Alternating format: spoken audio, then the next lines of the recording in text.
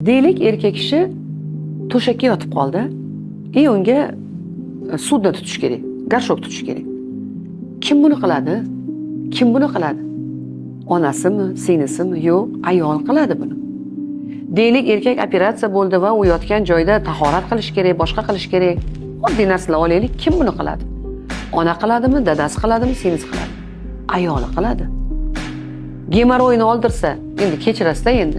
Kim qaraydi? Ayol qaraydi. Ya'ni ayol bilan erkak yillar davomida shunaqangi yaxlitlanib ketadiki, man san qolmaydi.